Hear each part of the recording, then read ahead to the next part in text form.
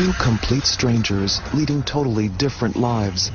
But in 48 hours, a random plot fueled by hatred will bring them together in explosive violence. Sometimes, two lives cross paths, and a killer and victim collide head-on in a fatal encounter.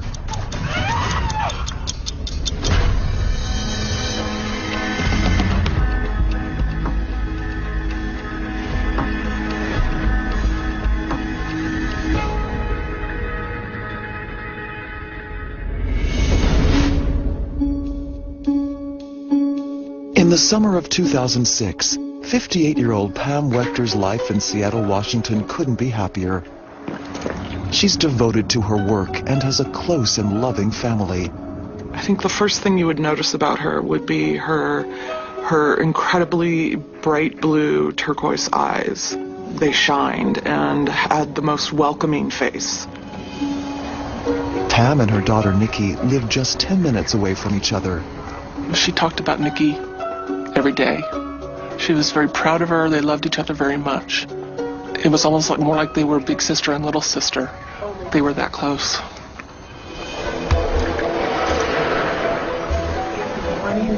In her job as development director of the Jewish Federation of Greater Seattle, Pam is universally liked and admired. She was a joy to work with. I mean, a lot of people say that about different people they work with. She really was. Hey, you want to do lunch today? See you then.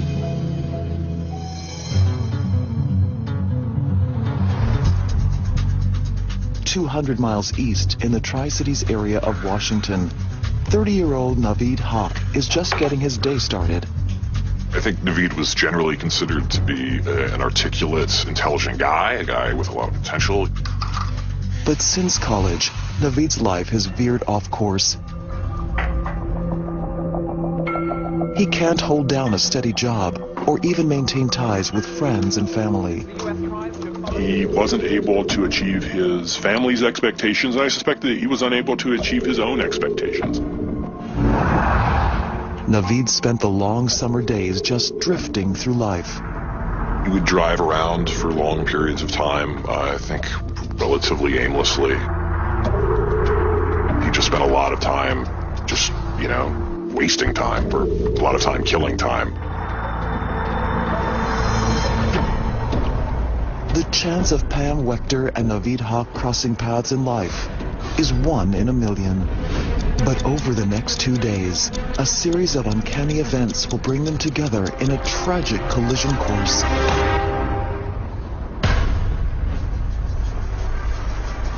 On Wednesday, July 26th, Pam and her daughter Nikki get together at a restaurant near Pam's work.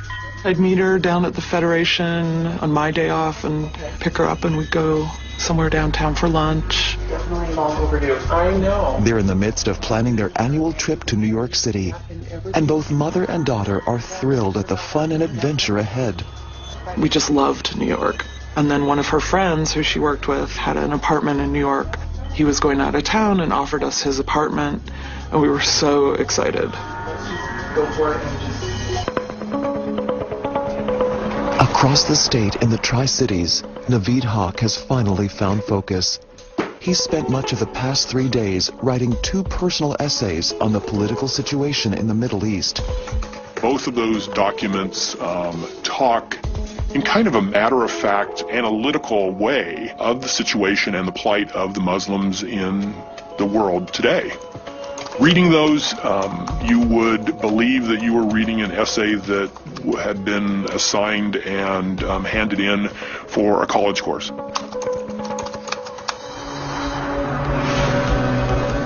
Ten years earlier, Naveed's future seemed assured, based on his impressive academic record. He was able to secure 2 Bachelor of Science degrees, one from an Ivy League school, one in electrical engineering, which is a very strenuous discipline. But over the years that followed, everything changed for Naveed. By the spring of 2006, he was without a job or a home. So he sought out the help of his old college buddy, Wick Renner. So he came to Wick's apartment, which is in North Seattle, with just nothing more than a duffel bag full of clothes, and said, "I need a place to live." And Wick said, okay, you can stay here for a while. Dude, you're ever gonna get a new toilet brush or something? And it's just getting nasty in the bathroom. At first, the two friends have a good time together, reliving their college experience. I mean, come on. Wick says that Naveed had a really good sense of humor. I'll chip in for half. And liked to fool around, and he liked to tell stories about, jams that he'd gotten himself into and that kind of thing.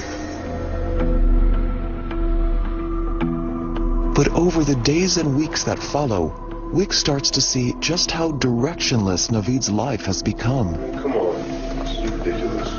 I can imagine two guys sitting around and eating TV dinners and having a grand old time, but that wasn't this situation.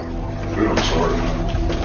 Well, sorry's not leaving the house. They were both, kind of depressed in their own way, and it would get kind of messy, and they'd squabble over who was going to take out the garbage and that kind of thing. Naveed eventually finds work as a grocery clerk, but his employers can't deal with his confrontational attitude. He always felt that, people were against him. What's a stupid policy? He's very defensive about things.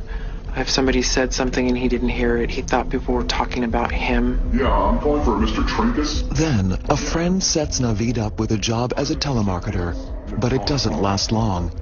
He immediately began believing that he was being watched, that his fellow employees were talking about him, that they were talking behind his back, and he didn't even last the day. He walked out at lunchtime and just never returned, never informing them that he was leaving or quitting or anything.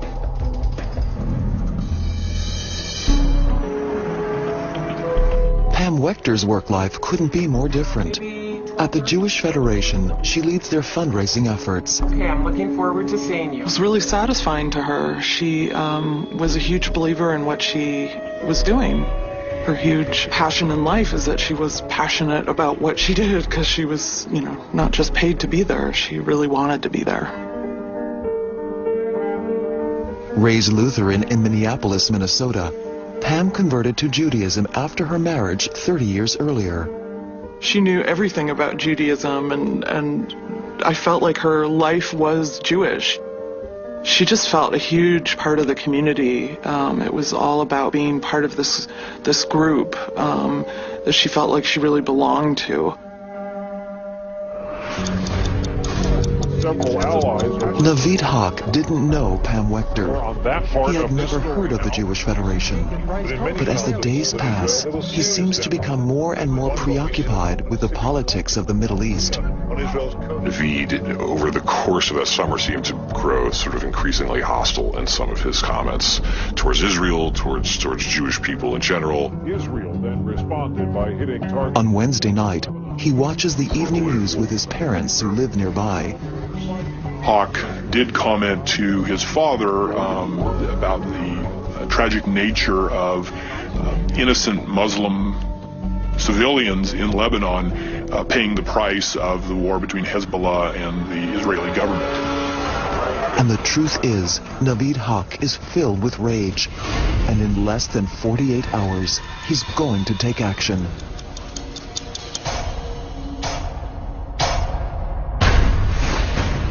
Coming up next, in Haq's past, a history of explosive anger. Haq leapt out of the car, got in the woman's face, immediately accused her of being responsible and being at fault, and persisted. There's an accident over here. Are you too stupid?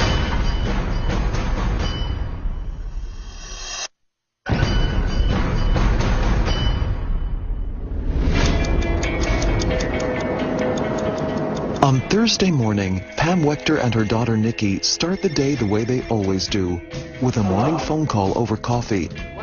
The agenda is next week's trip to New York City.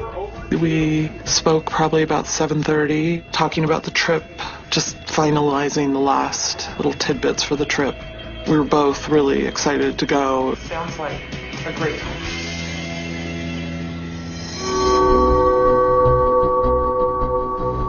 By contrast, Naveed Haq is suffering through the worst days of his life. Oh my God. Unemployed and alone at the age of 30, he's struggling for direction. He was a man with unbound potential when he was in high school, and now can't even hold the most menial job.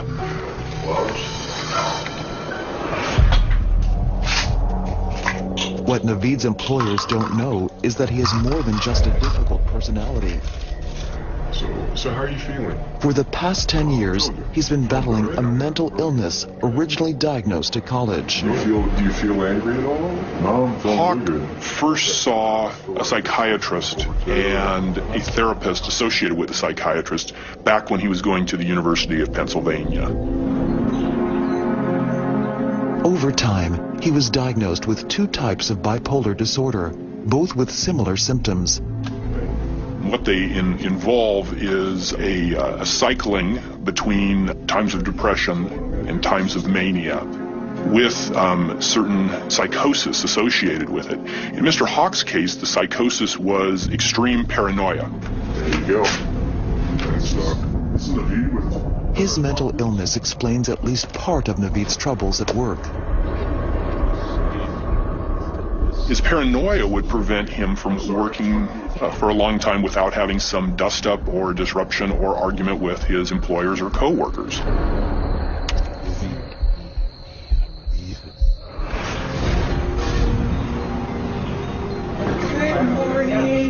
A couple hours after having coffee on Thursday morning, Pam Wechter is in the middle of a meeting at the Jewish Federation. I can imagine working with someone like my mom, that it would be fun. She had a very lighthearted sense of humor and was always very positive. Yeah, thank you. It worked out really well. Yeah. That afternoon, Naveed visits his father Mian in the nearby city of Pasco. Naveed was raised Muslim, and religion has sometimes been a source of stress between father and son. I'm trying. I want to feel better. It was certainly a generational immigration kind of tension between what his parents wanted him to be and him trying to figure out who he was. But today, Naveed and his father seem to really enjoy each other's company. After dinner, he and his father loaded a lawnmower into the back of their pickup truck and took it to a rental house that the Hawk family owned. And at one point, Naveed patted his dad on the back and said how much he enjoyed spending time with his dad. His father even wonders if Naveed's recent depression has lifted. He seems to be in far better spirits than recent weeks.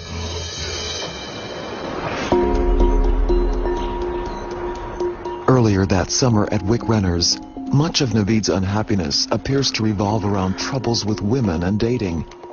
He had a poor self-image because he was shorter and bald and wore glasses. You know, Naveed always wanted to be somebody. He wanted to be a ladies' man, and he wasn't. Man, this is just getting too fascinating. Naveed told Wick that he felt that he had a lot to offer, but women never gave him a chance. But he also would get sort of reflexively angry. So he sort of vacillated between what seemed like a very poor self-image and then lashing out at people. So I've been talking to this chick online. But instead of getting out in the real world, he spends all day on his laptop flirting online with anonymous women. One night, Naveed was online in a chat room flirting with I think an Iranian woman. So I'm just, as soon as I said, I'm from Pakistan. And turned to Wick and said, look, now I'm going to tell her that I'm Pakistani and she won't want to talk to me anymore. No response. It was just And Wick says that the woman did in fact end the conversation after Naveed told her that he was Pakistani. Then one night, Naveed does something that shocks even his old college friend. Hi, Kat. Hi. Are you my date? Not sure what you're talking about. Oh, hey, guys. Oh, I'm sorry. Hey, it's cool. Naveed brought a prostitute back to the apartment that he was sharing with Wick. Hey, come on up. Okay. Here? Yeah, sure. Are you cool with it? Wick said, do you want me to leave? He said, no, I'm just going to go in the bathroom. Okay, all right. Thanks. And then, came out maybe 20 minutes, half an hour later, and Wick said, he seemed sort of sad and kind of disgusted with himself. Naveed's erratic behavior turned more volatile in early June when driving in nearby Everett. Hawk had been driving down this street and made an inappropriate left-hand turn right into this other woman's car. a fender bender that, usually you just pull over and wait for the cops to come. He just really kind of blew it out of proportion, and he was really aggressive with her. You drive like an idiot, you go down the road. Hawk got in the woman's face, immediately accused her of being responsible and being at fault, and persisted for a significant period of time. I mean, not just 5 or 10 minutes, it went on for a good hour and a half where he continued to scream and yell. Who let you leave the house this morning and get in the car? Eventually, police arrived and diffused the argument without filing charges. I'm talking. You're dealing with somebody who's imbalanced, who's, confused about reality and is mentally ill. I can't believe you did this. I can't believe you ruined my day. But by Thursday, July 27th, Naveed Hawk appears to be a completely different person. Today, he is a man on a mission with big plans for the future. He has developed a keen interest in the war in Lebanon and what is happening to Muslims there and throughout the world. He also has come to feel that his life has not added up to what he and his family expected it to be. And he is starting to formulate his ideas about what he should do about it. One of Naveed's essays is titled "The Sources of Muslim Anger." He writes, "We have to stop supporting Israel. If attitudes don't change, Muslim anger will grow, and it will be a very bloody future."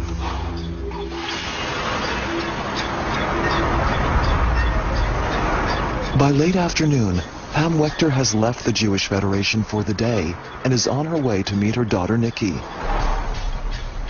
Naveed Hawk is back on his computer, doing an internet search for Jewish groups on the West Coast. It didn't matter to him what organization that could be, whether it was a charitable organization or a synagogue. Hawk first looks for Jewish political events in Sacramento, California.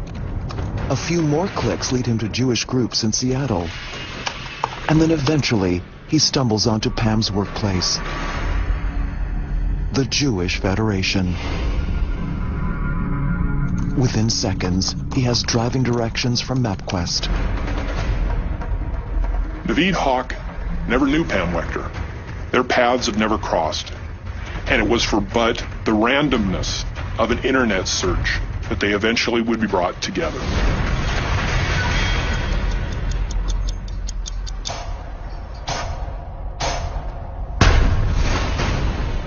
Coming up, Naveed Hawk's deadly plan takes shape. Hawk's purchase of the weapons and extra ammunition, extra clips, indicated that he was intending to attack, if not kill someone.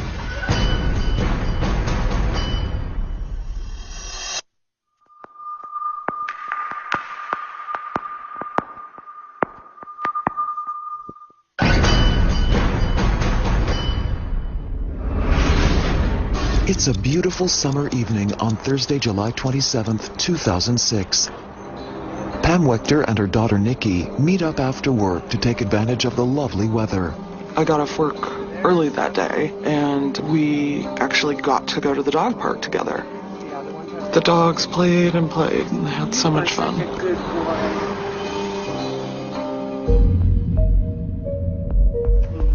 Then Pam and Nikki go back to Nikki's house for dinner of takeout Chinese. Nikki is relying on her mother's advice for an upcoming real estate deal. She was always a voice of reason. I was stressed out that I wouldn't get the amount I wanted out of my townhouse in order to buy this house. She was always my confidant and reassuring me that my house would sell. Then Pam and Nikki make plans to see each other over the weekend and say goodnight. I said I love you, and I gave her a hug.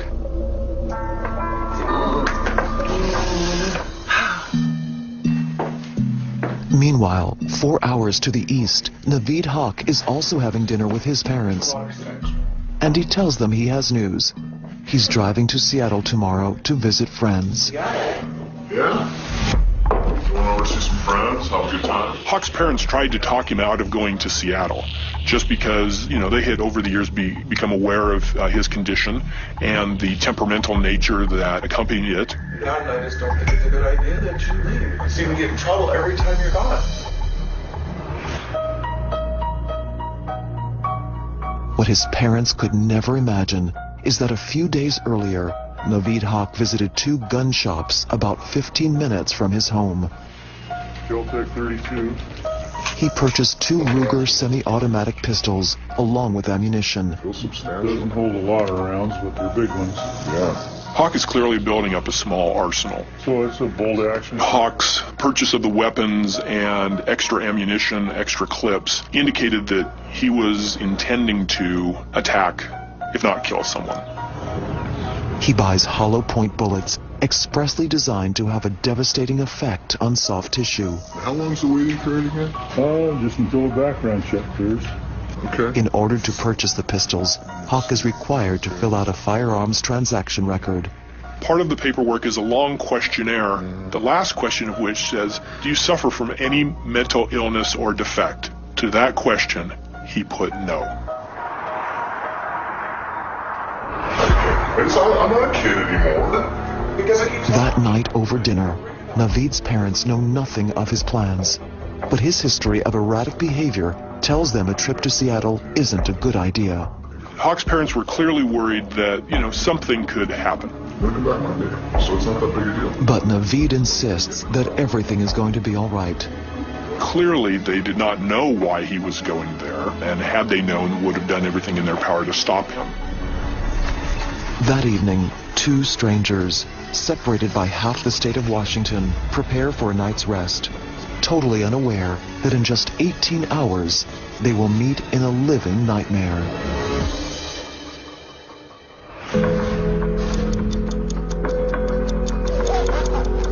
On Friday morning, Pam Wechter rises early as always. My mom was a huge walker. Just loved being outside. She did have a kind of route that she would take daily, 4-mile route.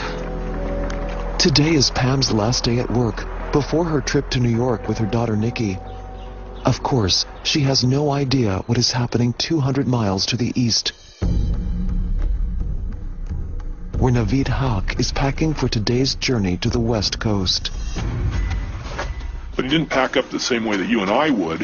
What he did is he took his laptop out of his computer bag and filled his computer bag with his arsenal.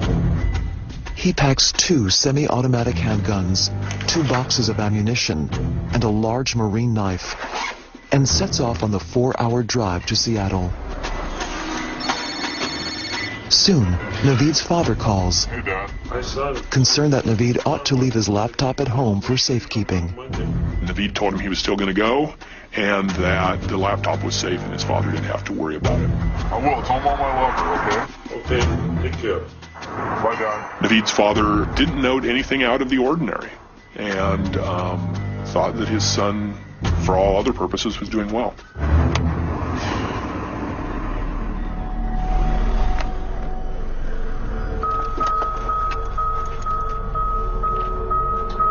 As he approached the Cascade Mountains, he came to Cle Elum. Near Cle Elum, he pulled off to the side of the road, took his 2 handguns, walked into the woods surrounding the freeway, and test-fired both of the guns. Police think he wanted to make sure his weapons were working properly and to see which gun he liked better. Naveed would eventually pick the .40 caliber Ruger over the .45. Its trigger pull was several pounds less, and he found that he could operate it more easily with one hand, whereas the .45 he needed to shoot with 2.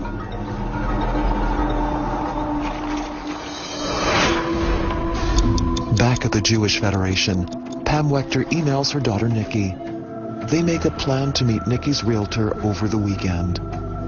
She emailed back at about 3:40 that day, saying that she could meet her on Saturday. Meanwhile, Naveed Hawk has driven over the city line. He's in Seattle now, just blocks from his target. But then, something happens that he never expected. He came into town and took 3rd Avenue heading north toward the Jewish Federation. What he either didn't know or forgot was at 3:30, 3rd Avenue is a bus-only street. And Seattle police patrol that street pretty heavily for offenders who are driving on it.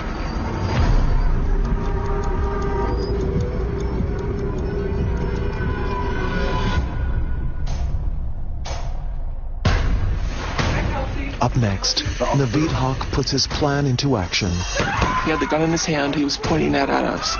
It just looked like something out of a movie.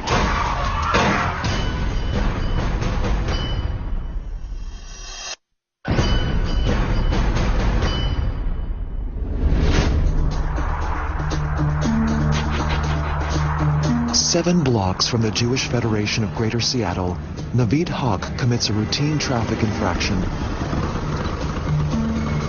Somehow, he avoids panic as a motorcycle cop pulls him over. Morning, sir. Officer 2 of the Seattle Police Department. The motorcycle cop approached Hawk, asked for his license. All right, sir. Give me a couple minutes. I'll be right back. Hawk calmly provided the license to the officer. The officer asked him whether that was his correct address, and Hawk said, "No, my correct address is written on the back," which it was.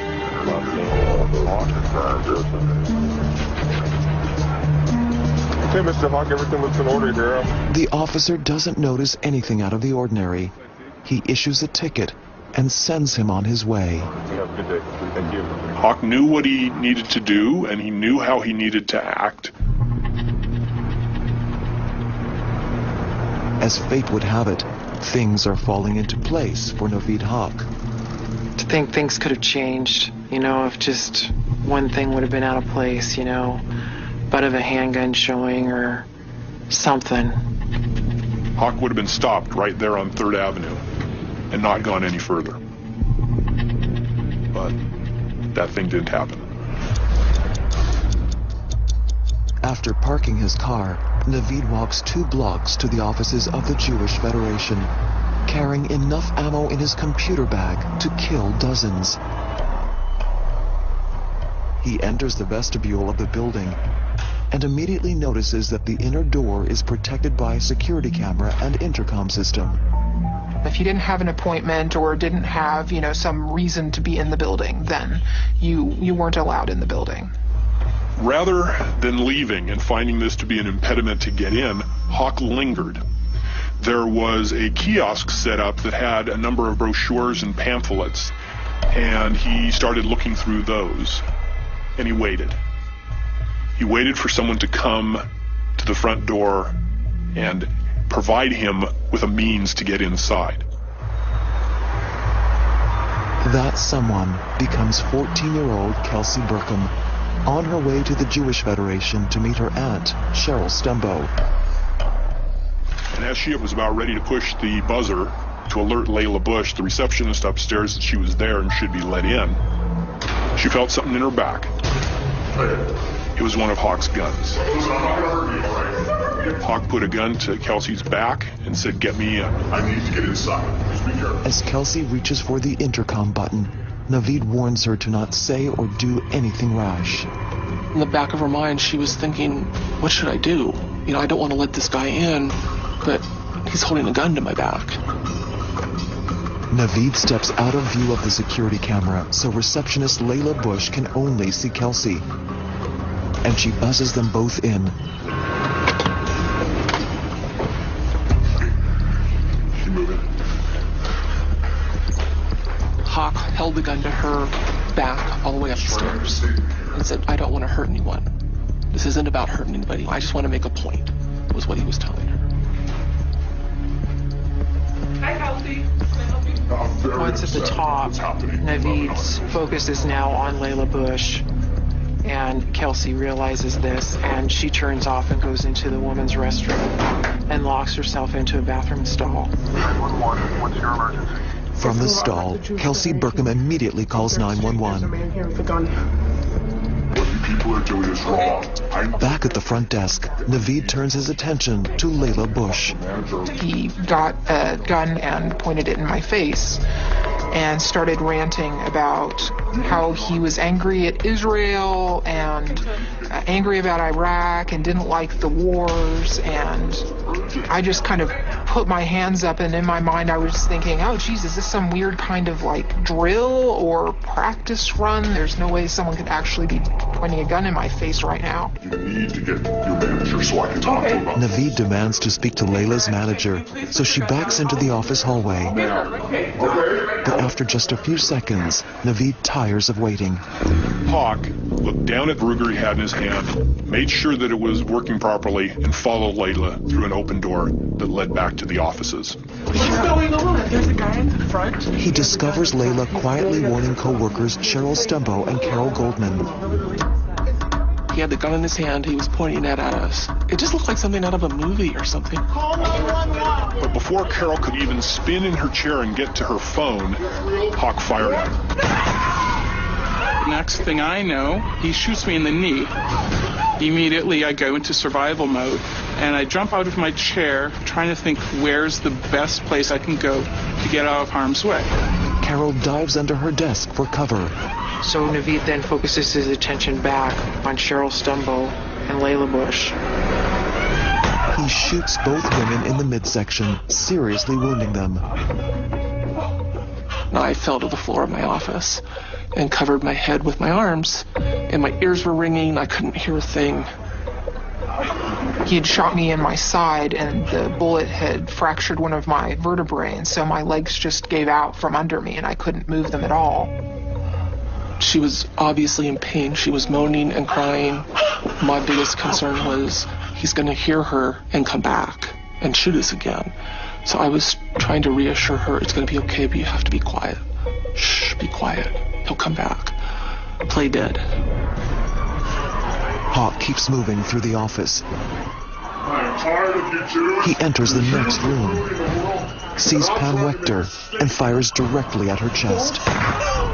And she kind of turns, and the bullet goes through her chest. Pam is only grazed by the slug, but Hawk continues down the hallway looking for more victims. He runs right into 4 months pregnant Dana Klein in her office doorway and fires directly at her belly. Dana reacts with pure instinct. In the instant before Hawk pulled the trigger on the gun, Dana's hand was able to go up over her protruding belly, and her hand is what caught the damage from the bullet, saving her unborn child.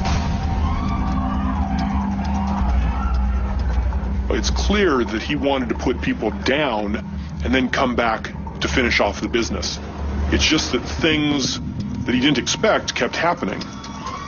Still at her desk and bleeding from her chest, Pam Wechter makes a fateful decision. Everyone says that Pam's the kind of person that she's not gonna let someone just take her down, so she's gonna fight. I'm not surprised that my mom tried to get out. I don't know what someone does when someone's trying to kill them, but I can't imagine her just waiting there. And so she starts to run towards the main entrance that he came in.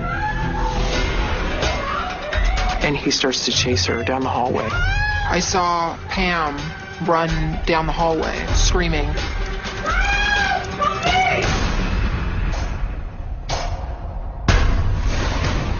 Next, a hostage drama unfolds. It's going to either be, police are going to get in a shootout with him, or he's going to have to kill all these people or kill himself.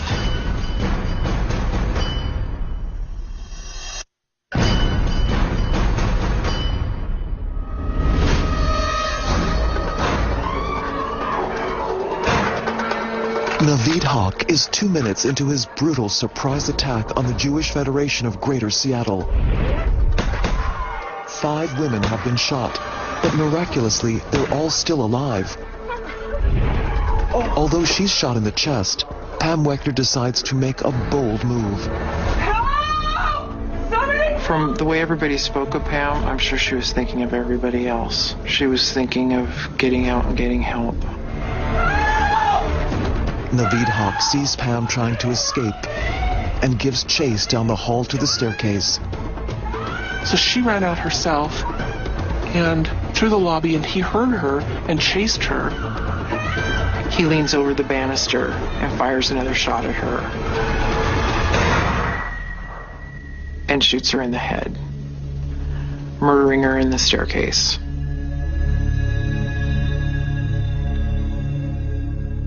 But Naveed isn't finished. From another part of the office, accountant Christina Rexroad hears voices and popping sounds and thinks some sort of celebration is taking place. Christina Rexroad thinks that because they're having a fundraiser, that balloons are popping. Christina bursts into the office and walks right into Naveed Hawk and his gun. He shoots her point blank in the abdomen. She turns and runs, with Naveed in hot pursuit. He fires again, but his clip is empty. Christina was able to get away. She made it to the back stairwell, went down the back stairwell and out onto the street, where she collapsed outside the building. While Naveed quickly reloads, he hears an alarmed voice from another room. It's pregnant and wounded Dana Klein desperately calling 911. He turns the corner and sees that she's on the phone with 911. And initially, he's upset. Who are you on the phone with? Hawk points his gun right at Dana's head and tells her, since you're too stupid to follow directions, now I'm taking you hostage. But then something happens. Have you told him why I'm here? He's clearly interested in what Dana's been saying over the phone about him. Have you told him about my statement about my message? Finally, Naveed Hawk, the man with all the potential, was going to be a big, successful celebrity. The Jews have got us. And Dana's like, why don't you talk to them? Why don't you tell them what you need? Hawk takes the phone from Dana. I want to get on CNN. We've got a war going on that's totally unjust. Hawk explains his statement to the 911 operator, and she listens. Yes. He had a list of demands, and he wanted them met. The 911 operator, amazingly keeping her cool, started to talk to Hawk. I don't know how many people are in this building. Asked him questions. Who was he? Why was he there? What could she do for him? And she kept him engaged. I want you to get my message out. I want to get on the news. You wanted to know if it was on CNN. Is this going to be on CNN? I don't have a way to patch you into CNN. Somehow, the operator convinces him that there's no way for her to connect him to the media. I'm afraid I can't do that. And upon realizing that, Hawk then said, well, then I'm going to turn myself in. I'm just going to lay my gun down, okay? And just like that, the vicious attack is over.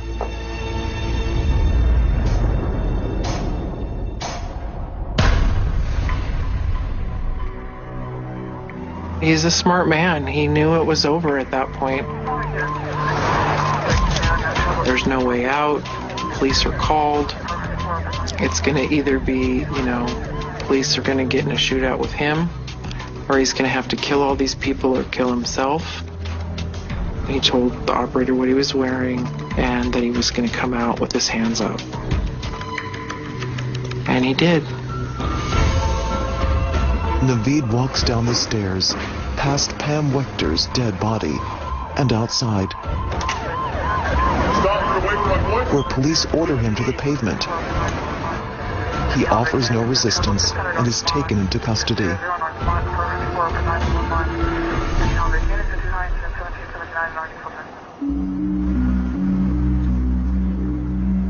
In the patrol car, Hawk takes full responsibility for the shooting.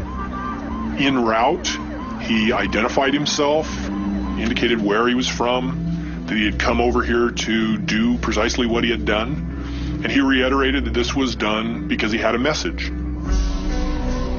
Naveed Hawk's message left Pam Wechter dead, and Layla Bush, Cheryl Stumbo, Carol Goldman, and Christina Rexroad severely injured. Him going to the Jewish Federation of Greater Seattle and shooting up the office staff isn't going to change anything. I think a lot of crimes are senseless, but this one was so senseless. So senseless.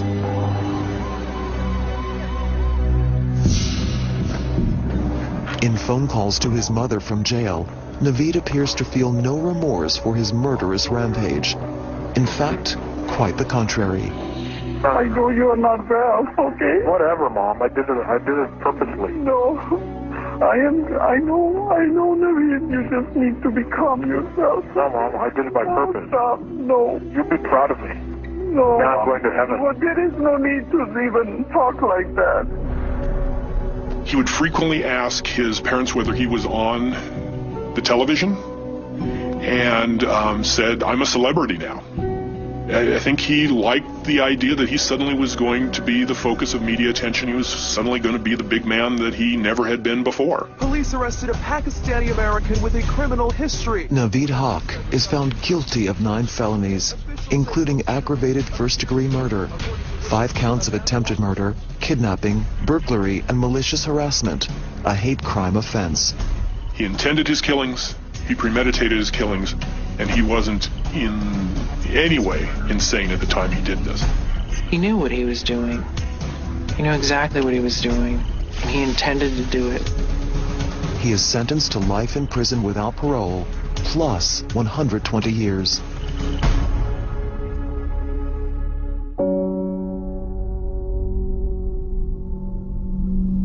There's not a day that goes by that I don't think about something that I would have told my mom, or something that I would have wanted to do with her, or that the man that I'm with for 3.5 years, she's never met. I lost my best friend.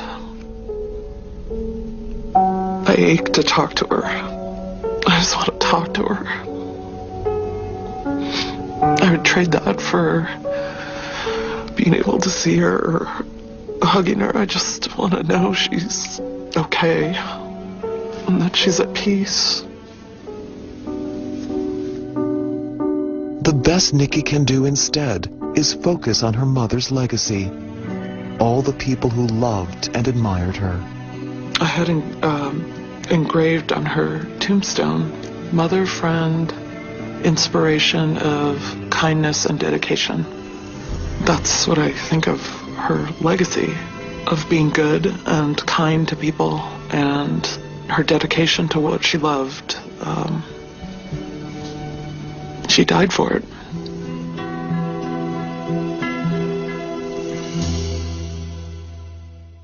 Would be her incredibly bright blue turquoise eyes. They shined and had the most welcoming face. Pam and her daughter Nikki lived just 10 minutes away from each other. She talked about Nikki every day. She was very proud of her. They loved each other very much. It was almost like more like they were big sister and little sister. They were that close.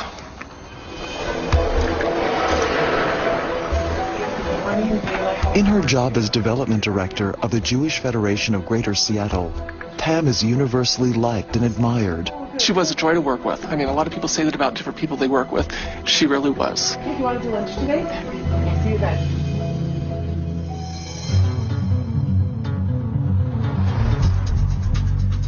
200 miles east in the Tri-Cities area of Washington, 30-year-old Naveed Haq is just getting his day started.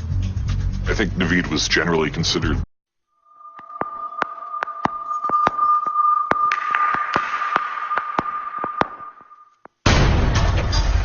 Two complete strangers leading totally different lives. But in 48 hours, a random plot fueled by hatred will bring them together in explosive violence. Sometimes, 2 lives cross paths, and a killer and victim collide head-on in a fatal encounter.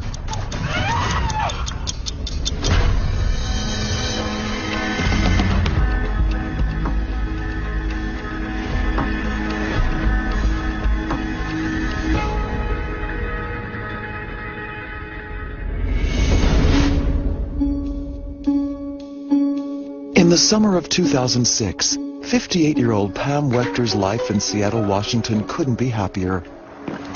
She's devoted to her work and has a close and loving family. I think the first thing you would notice about her to be an articulate, intelligent guy, a guy with a lot of potential. But since college, Naveed's life has veered off course. He can't hold down a steady job or even maintain ties with friends and family. He wasn't able to achieve his family's expectations, and I suspect that he was unable to achieve his own expectations. Naveed spent the long summer days just drifting through life.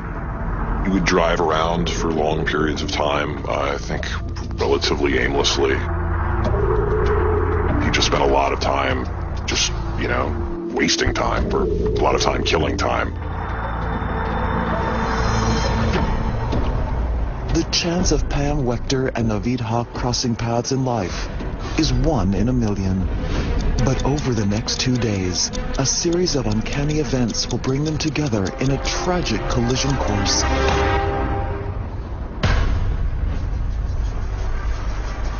On Wednesday, July 26th, Pam and her daughter Nikki get together at a restaurant near Pam's work. I'd meet her down at the Federation on my day off and pick her up, and we'd go somewhere downtown for lunch. Definitely long overdue. I know. They're in the midst of planning their annual trip to New York City, and both mother and daughter are thrilled at the fun and adventure ahead. We just loved New York. And then one of her friends who she worked with had an apartment in New York. He was going out of town and offered us his apartment, and we were so excited. Go for it. Across the state in the Tri-Cities, Naveed Haque has finally found focus. He's spent much of the past 3 days writing 2 personal essays on the political situation in the Middle East. Both of those documents talk in kind of a matter-of-fact, analytical way of the situation and the plight of the Muslims in the world today. Reading those, you would believe that you were reading an essay that had been assigned and handed in for a college course.